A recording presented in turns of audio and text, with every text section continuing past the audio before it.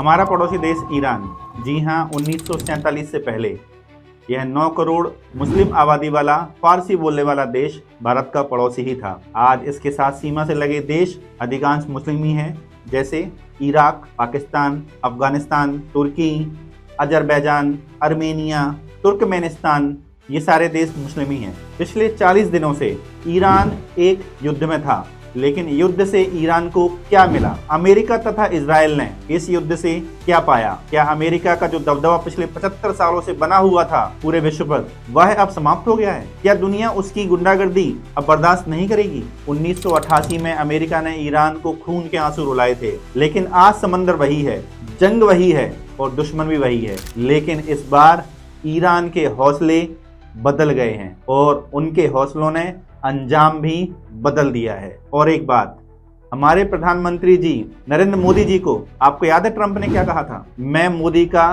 Career मिटा दूंगा। ये कहां तक सही था? आइए समझते हैं इस वीडियो के माध्यम से।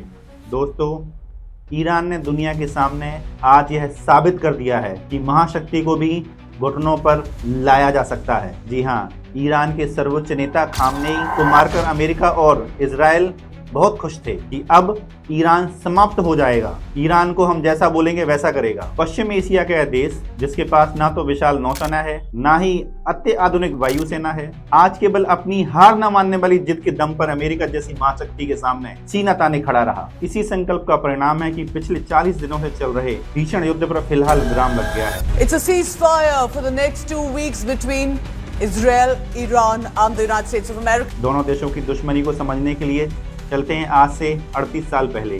18 अप्रैल 1988 की वह तारीख इतिहास के पन्नों में एक घाव की तरह दर्ज है। यह वह दिन था जब दुनिया की सबसे बड़ी महाशक्ति और अपनी जिद पर अड़ा ईरान पहली बार रणभूमि में आमने सामने आए। समंदर की लहरों के बीच बिछी एक ईरानी बारूद सुरंग ने जब अमेरिकी युद्धपोत USS सैमुअल B रॉबर्ट के परखच्चे उड़ा दिए तो लगा जैसे समंदर में भूचाल आ गया। अमेरिका ने उस चोट का बदला लेने के लिए ईरान पर मौत बनकर हमले किए। जैसे 24 घंटों में उसने ईरान के 2 बड़े तेल के प्लेटफॉर्म मलबे में तब्दील कर दिए और उसके गौरव कहे जाने वाले युद्धपोत समुद्र की गहराइयों में दफन कर दिए गए। आज इतिहास स्वयं को दोहराने के लिए फिर तैयार खड़ा था। अमेरिका और ईरान एक बार फिर आमने सामने थे। Attack on Iran. The US and Israel launching a wide-scale assault on Tehran. Plumes of smoke seen rising in the capital. President Trump defiant, citing Iran's nuclear program as the reason for the operation. लेकिन 1988 का वह Iran अब Iran नहीं था, जो 8 वर्षों की जंग से थका हुआ था, बेबस था। आज का ईरान महाशक्ति बनकर उभरा है, जिसके पास दुनिया को दहला देने वाली हाइपरसोनिक बैलिस्टिक मिसाइलें हैं, घातक ड्रोन बेड़े में मौजूद हैं। आज का ईरान एक ऐसी सैन्य शक्ति है जिसने अपनी कमजोरियों को अपनी बड़ी ताकत बना लिया है। 38 वर्ष पहले ईरान के पास परमाणु शक्ति नहीं थी, लेकिन आज वह परमाणु हथियार बनाने की दहलीज पर खड़ा है। अमेरिका के लिए सबसे बड़ी दहशत यही है कि इस बार मुकाबला किसी कमजोर देश से नहीं, बल्कि ऐसे परमाणु शक्ति संपन्न होने जा रहे योद्धा से है जिसने अपनी हार से जीत का रास्ता खोज लिया है। दोस्तों, दोनों देशों के बीच आपसी सहमति से 2 सप्ताह का अस्थायी युद्ध विराम का ऐलान हो चुका है, लेकिन साथ ही ईरान ने अमेरिका को अपनी 10 कड़ी शर्तें मानने पर मजबूर कर दिया है, या यूं कहें कि घुटनों पर लाकर खड़ा कर दिया है। क्या है ईरान की प्रमुख मांगें? ईरान की इन प्रमुख मांगों ने वॉशिंगटन के गलियारों में हलचल मचा के रखी है। नंबर 1, स्ट्रेट ऑफ हार्मुज पर पूरी तरह से ईरान का नियंत्रण रहेगा। नंबर 2, इस रास्ते से गुजरने वाले जहाजों के लिए ईरान ही नियम तय करेगा। नंबर 3, युद्ध विराम को केवल रोका ना जाए, बल्कि हमेशा के लिए खत्म किया जाए। नंबर 4, युद्ध में हुए भारी नुकसान की भरपाई अमेरिका को करनी होगी। नंबर 5, ईरान पर लगे सभी प्रतिबंध हटाए जाएंगे। नंबर 6, ईरान यूरेनियम संवर्धन जारी रखेगा। नंबर 7, लेबनान का इस्लामिक रेजिस्टेंस के खिलाफ जो कार्रवाई चल रही है उसको तुरंत बंद किया जाएगा। अब हैरानी की बात यह है कि इस पूरे समझौते की पटकथा में पाकिस्तान एक अप्रत्याशित पीस मेकर बनकर उभर कर आया है। पाकिस्तान के प्रधानमंत्री शहबाज शरीफ ने साफ कर दिया है कि वह युद्ध विराम केवल ईरान और अमेरिका तक सीमित नहीं रहेगा, बल्कि इसका दायरा लेबनान और मध्य पूर्व के अन्य सुलगते हुए मोर्चों तक फैलाया जाएगा। इस सीज़फायर ने न केवल मिसाइलों को खामोश किया है, बल्कि कूटनीतिक मेज भी सजा दी है कि 10 अप्रैल को पाकिस्तान की राजधानी इस्लामाबाद में दोनों देशों के प्रतिनिधिमंडल बातचीत की नई शुरुआत कर सकते हैं।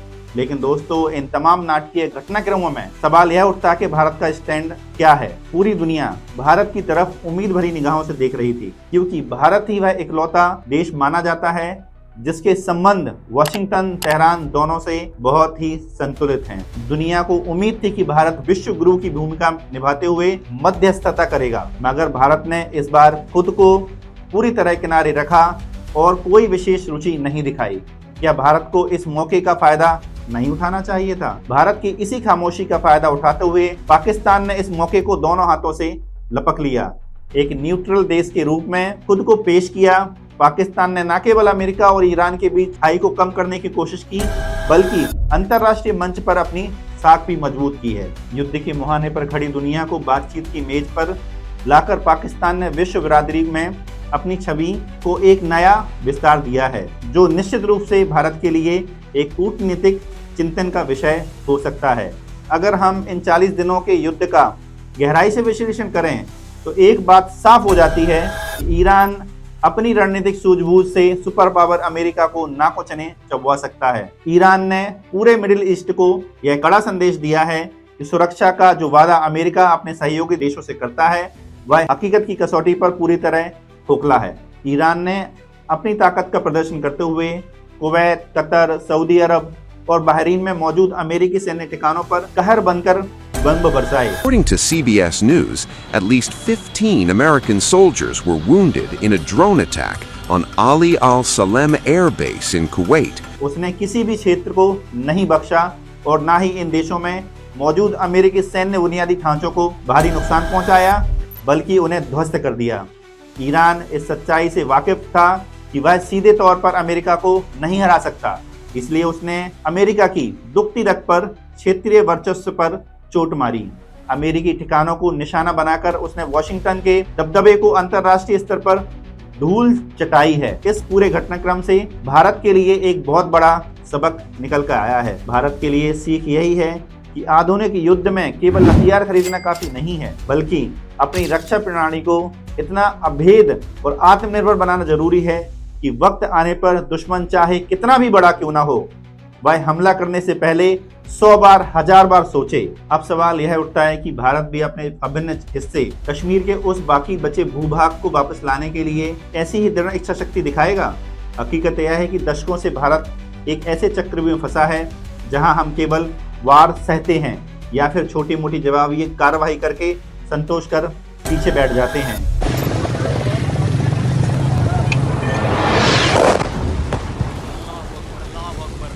आखिर कब तक भारत इसी पुराने घिसे पिटे ढर्रे पर चलता रहेगा? आज भारत की गिनती दुनिया की सबसे बड़ी ताकतों में होती है।